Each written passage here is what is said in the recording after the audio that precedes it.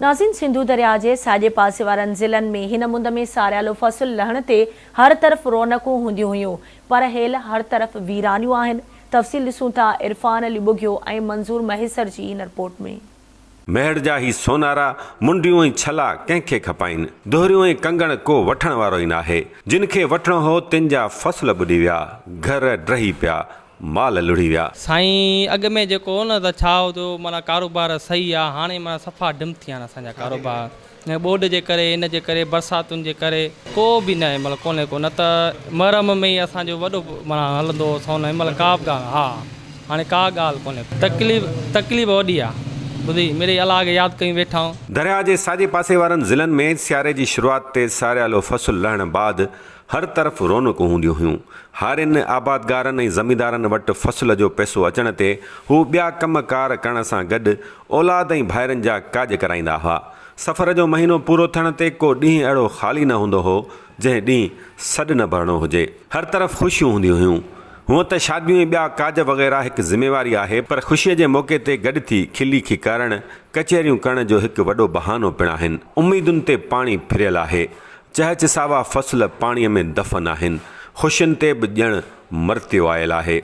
केनशाह जो नंढड़ो ज़मींदार अमीर अली गाॾई ॿुधाए थो त अॻु हिन मुंद में फसल लहण ते हू समूरे साल जा रहियल कम पूरा करे वठंदा हुआ, पर हाणे ॿोॾ अचण बाद कुझु बि नाहे रहियो। बसि इहा ई वाई वात ते आहे त वई वेड़ी चंद विसरी ख़ुशी ऐं ख़रीद। साईं फसल लहंदो अल्हम्दुलिल्लाह, का न का प्लान के का शादी कयूं त ॿाहिरनि जूं शादियूं कराइणियूं, हाणे उहे हेल छा त 5 सालनि ते कोन कराए सघंदासीं। न्याणी खे लटा कपिड़ा को घर का ॻाल्हि कुझु काॾों वटि वठी अचूं, कुझु बि न रहियो न साईं। नामियारो सुफ़ी रागी ख़ालिद हुसैन भट्टी ॿुधाए थो त हिननि ॾींहंनि में वटनि काजनि जा प्रोग्राम एतिरा हूंदा हुआ जो सफ़ा वांदकाई न मिलंदी हुई, पर हाणे वांदिकाईअ मां ई वांदिकाई न आहे। न हिन महिल त प्रोग्राम वग़ैरह न आहिनि, रस्ता बंदि लॻा पिया आहिनि, सारियालो फसल न आहे हिन महिल, का बि माना अहिड़ी का न आहे। वॾियूं ख़ुशियूं हूंदियूं आहिनि, माण्हुनि में वॾी ख़ुशी हूंदी आहे।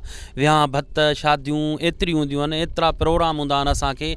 उन खां अलावा हिन माहौल में ॾिसो न, मूं हिकिड़े जो कमु न आहे, उहो दर्ज़ी खां वठी, धोबी खां वठी, हज मनाई खां वठी, वेंदे किरियाने जो दुकान, उहो सोनारे खां वठी, हर कंहिंजो इन में जेको आहे सो कमु गॾियल आहे। हाणे हिन महिल हर चीज़ वहणु, वापारु, ॾियणु वठणु, करणु करतणु सॼो ख़तमु थी वियो न, केमहिल हर चीज़ ख़तमु थी वई। मेहड़ जो माओ मुल्का मुल्क मशहूरु आहे, पर हाणे इहा ॻाल्हि मशहूरु थी वई आहे त मेहड़ में असली माओ खुटी पियो आहे, जो खीर जी तमामु घणी अणहूंद सबबु माओ ओतिरी मिक़दार में न पियो ठही सघे जेतिरो ठहंदो आहे। 20 साल कनि, 20-25 साल 8-9 किलो हूंदो आहे हुन में त। हिन महिल ॿोॾ जो आई आहे, ॿोॾ जे करे माल मता जो निकिरियो आहे त थोरो घटि थो ठहे। खीर जी वॾी शार्टेज आहे, हिन महिल 8-10 साल मस्तु था ठहनि। नसी वण वणनि में नसी कातारियूं, पसियो बाज़ारूं, हीअणो मुंहुं लूण थिए। मेहड़ जी शाही बाज़ार में कपिड़े जे मशहूरु दुकानदार मोहम्मद अमीन भुट्टे जे दुकान जी सेल वञी हाणे 3000 ते बीठी आहे। अॻु हिननि ॾींहंनि में हिन दुकान ते रोज़ानो लखें रुपयनि जी सेल थींदी हुई। हाणे उन 3000 रुपया सेल आहे। बसि उन टाइम में मार्केट में तमामु घणी रश हूंदी आहे, कारोबार ॾाढो सुठो हलंदो आहे। अंदर जी जेका मुद हूंदी आहे, अन्न लहंदो आहे, उन हिसाब सां कारोबार तमामु घणो हूंदो आहे। हाणे सिर्फ़ु का आबादी आहे ई कोन, सभु कीअं ॾुख थियल छो शहर आहे ॿराड़ी सां, ॿराड़ी में जेकॾहिं हूंदो शहर में आमदनी आहे। सरकार त कुझु न कयो, हा बाक़ी हिकु दर बचियो आहे जिते पहुतल अर्ज़दार कॾहिं बि मायूस न मोटंदा आहिनि। साईं दुआ इहा कंदासीं त सिंध वरी ज़रखेज़ थिए, ऐं इहा दुआ कंदासीं त वरी बि जेको आहे सो हुकुमरान जेके आहिनि उन्हनि खे ख़ुदा जे तरफ़ां का कुदरती लाट लॻे सीने में, जो सम्झनि दर्द, हीअ दर्द कथा, हीअ कहाणियूं, हे ॾिसनि, हे ॿुधनि, हे सम्झनि। पर अलाह साईं इहा दुआ आहे त अलाह साईं मुश्किल या टारींदो, अलाह कंदो इहे पंहिंजे घरनि में आबाद थींदा इंशाअल्लाह।